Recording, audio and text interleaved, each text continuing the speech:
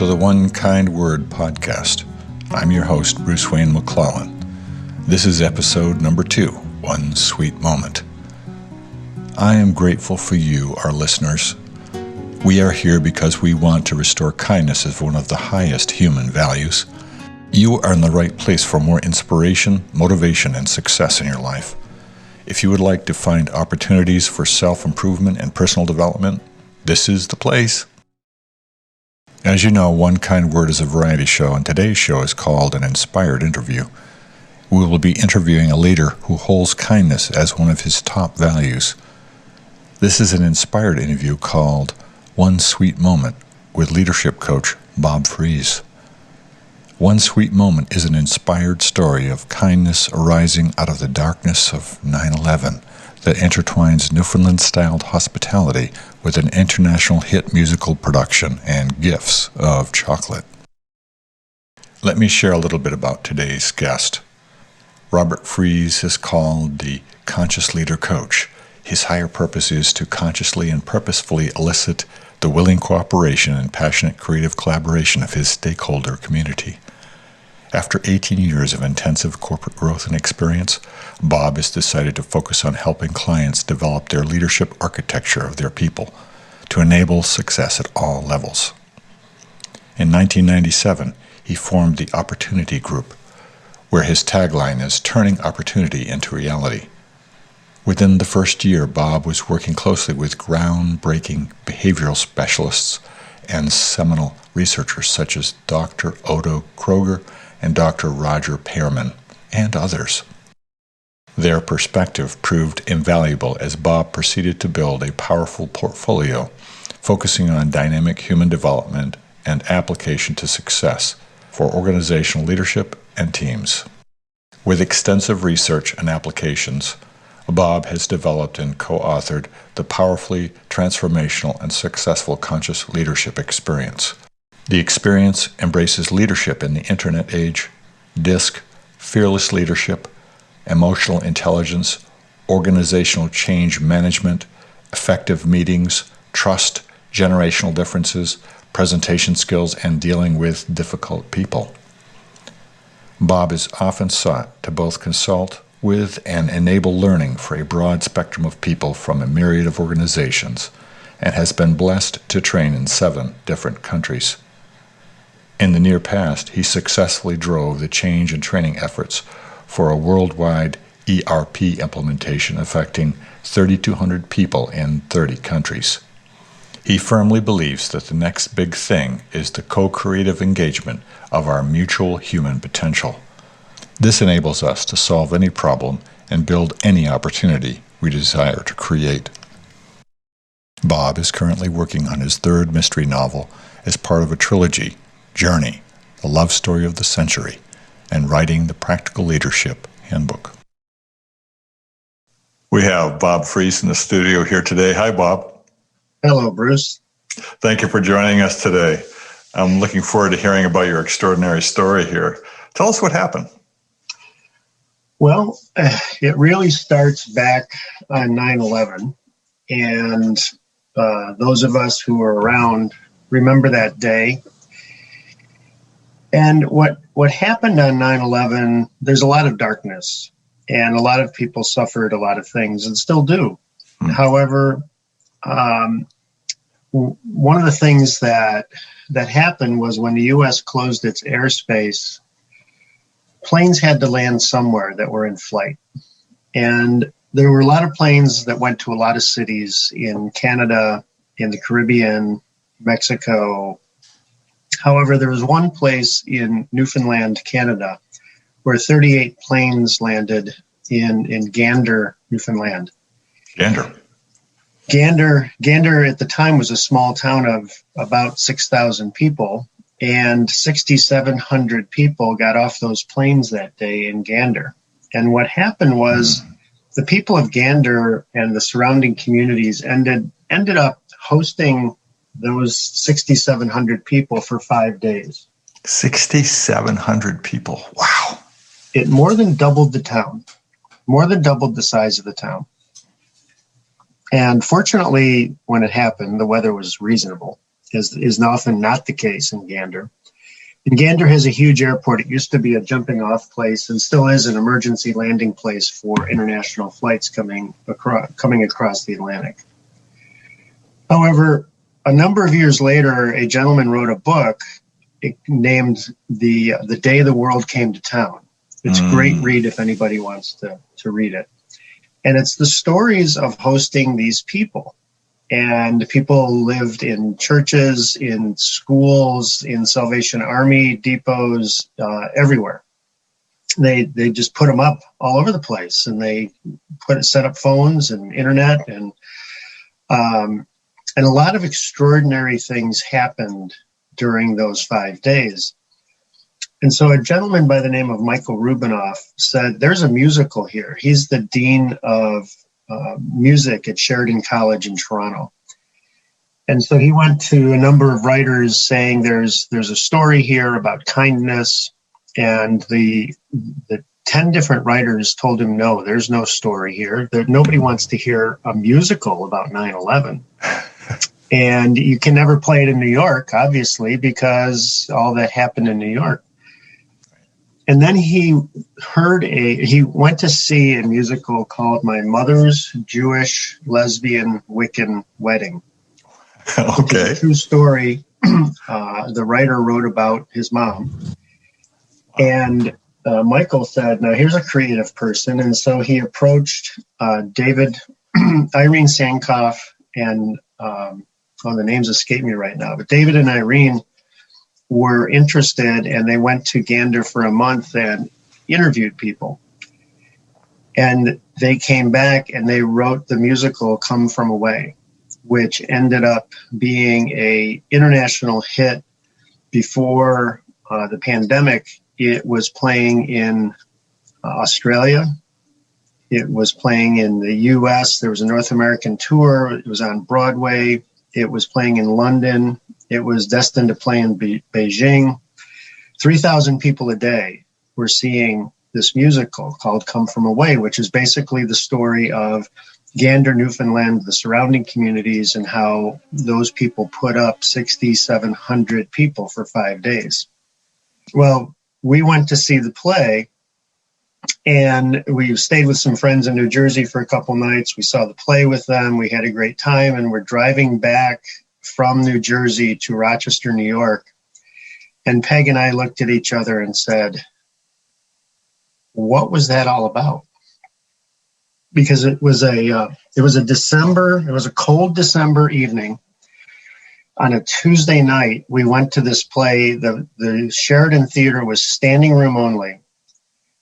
And the play runs 90 minutes. It's nonstop. There's no intermission. It was not a musical. It was an experience.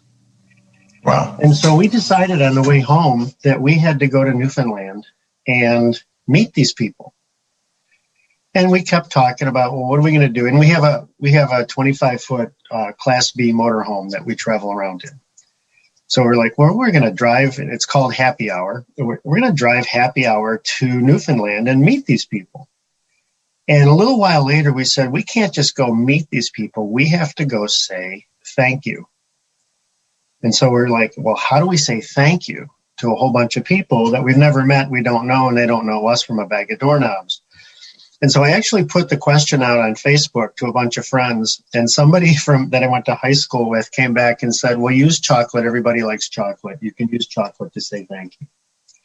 And so we thought, well, that works, and it's easy to carry. And we ended up on the 1.5 ounce Hershey's candy bar. We created a wrapper that is covered in international flags. And we wrote this. It says, thank you for hosting the world on 9/11. We love your love, spirit, and graciousness. You lift us up. With kind thankfulness, the people of upstate New York. So we put together a GoFundMe page, and we started telling people that our goal was to collect as many of these Hershey bars as possible. We're going to wrap them and sign them with this thank you note, and take them to Newfoundland and thank these people for what they did. Now, this was 18 years after 9/11. And so people started to talk, and it started to catch on, and we actually got some funding on the GoFundMe page. And so during the summer, we have an annual party at our cabin, and we invited folks to bring candy bars and to sign candy bars, and we were playing the music from the play in the background. And then I get choked up when I tell this story. Sorry. And what happened that day, and we had spent all the money from GoFundMe on candy bars, and people showed up, and we ended up that day with 600 candy bars. So we brought them home, and a few days later, we packed up the camper and stuffed candy bars in every corner of the camper, and we drove to Newfoundland. And just to give you some perspective, to drive from Rochester to Gander, Newfoundland is just about the same distance as driving from Rochester to Key West. So we took a few days to get there, and it also includes a 6.5-hour ferry ride. We had met some people from Newfoundland and told them our story, and they actually live near where the ferry gets off or drops us off. And they invited us to their house, and we got to their house, and we spent a couple days with them. And we went to, I'll never forget the first candy bar we handed out. It was a waitress in a restaurant in Port Basque. And we weren't really sure how to do this. And because we were thinking, okay, here's this 60-year-old guy and lady handing out candy to people, and people might not take it right. So we simply said this, and we always did it after the transaction, whether or not we were in a store or a restaurant or on a tour. We would just say to someone, are you from Newfoundland? And they would say, yes or no or whatever. It didn't matter what they said. We just wanted to start the conversation. And then we'd say, so have you heard of the play Come From Away? And some people had seen it 5 times. Some people can't wait to see it. Other people, my aunt has seen it or my husband has seen it. They all have a story. Everyone knew about the play. So it was something in common that we could bring up. And we said, well, we went to see it in New York and we were so taken with it. We wanted to say thank you. And so our friends and family and everyone got together, and we put together these candy bars, and we'd hand out the candy bar. And that waitress in Port Basque, she just stopped dead in her tracks. And she said, can you give one to the other 2 waitresses? And sure. And so we told the story, and they were close to tears. That sounds like a very special moment. And so were we. Yeah. And the people who were hosting us were like, wow, this is pretty cool. And we'd given them a candy bar. They knew all about it.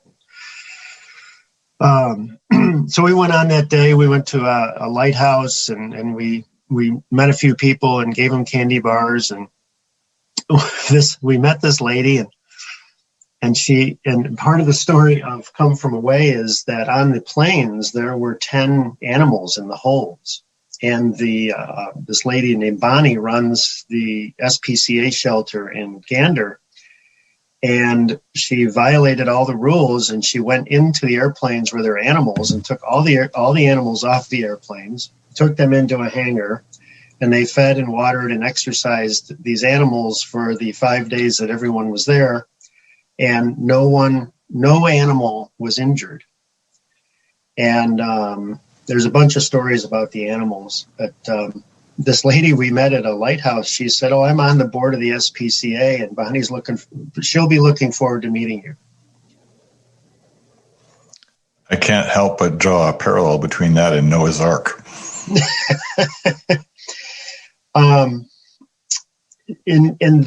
Those are the kinds of things that went on for the 4 weeks we were in Newfoundland. It just, people didn't just accept the candy bar. They embraced the thank you in ways that we could not imagine. We were invited into people's homes. People invited us to family dinners. one guy, one night I'm sitting there, and he and I both enjoy scotch, and he was breaking off a chunk of iceberg ice into my scotch that he had harvested from an iceberg. And you don't do that casually. Yeah. And I was thinking, this is something special here. This is amazing. One lady, we gave her a candy bar, and she just looked at us and she said, "You're giving me the shivers." And I think that's, those words just sort of sum up so often the impact. And we ended up being interviewed by the Canadian Broadcasting Company on our phone in the laundry room of a campground, and they ran a story about the candy bars that night on the National in Canada. So you were in national news in Canada. National news. We were interviewed on the radio. We were in a couple of newspaper stories, and for us, we didn't want anything. We didn't want anything but to go say thank you. And I think that was one of the things that has stuck with me, is that Peg and I decided what we wanted to do, and we wanted to do it in a completely empathetic way, to just say thank you and appreciate the people for what they did. And we included others in it, and we didn't get anything from it other than we did eat 2 candy bars, because we had to try them. Absolutely. Well, one of them was, somebody said that your candy bars in the U.S. are better than the Canadian, so we had to compare. However, and that was a fun moment. We ended up coming home on purpose with 4 candy bars so we could share the story. And we've shared it to a number of groups. We've shared it in church. When Come From Away, when the play came to Rochester, we met the cast afterwards, and we had collected stories from the cast members and from the people that they represent in the play. Back in Gander, we contacted folks, and we are still in contact with those folks every year, often. And we wrote messages from the folks that those people in the play represent, and we typed them up and we stuck them in their candy bar. And because those folks in the play, they said it was the dream gig. They got a standing ovation at every show. The music was great. They were loving it. However, it's hard work. You're in a city for 2 or 3 days, and then you got a day off and you go somewhere else. And we wanted to keep them pumped up and telling this story of kindness, for love. And it wasn't just people from the U.S. that they hosted. They had people from all around the world that were on those flights. A lot of people that did not speak English or French. And they had to overcome space, food, and language barriers that we can only imagine. So Peg and I talk about this experience to this day. We have people in Newfoundland asking us to come back because they just, we had a great time together, and we will go back. That's the plan. Wow, what a story, Bob. What's occurred to me is that people are hungry to be appreciated. And doing it on purpose just can make a real change in their lives. One of the people in Newfoundland looked at me one day, and he goes, I said, it's a thank you note with a candy bar. And he looked at me and said, I don't think you understand what you've done for the people of Newfoundland. And that has stuck with me often. That just saying thank you and meaning it is so huge. So, is there power in spreading joy? Is there power in just being kind? I think so. In the story that, the 9/11 the goodness that came out of 9/11, I think in the end will overshadow the darkness of 9/11, because so many people did so many good things. And that's probably one of the things about the human spirit that keeps us going, is that we can spread light. We just have to decide to go do it and take the chance. This could have been a total flop, but we we took the chance to just be nice, say thank you, and it changed us immeasurably. I know that I consider, how can I be nice in every situation all the time versus be right? Because when I'm nice, people show up. When I'm right, they get defensive. And, because they want to be right too. So letting people know that they're good, I think, is a powerful thing. And the people in Newfoundland are inherently good. They have a bit of a tough life. Winters are pretty nasty there.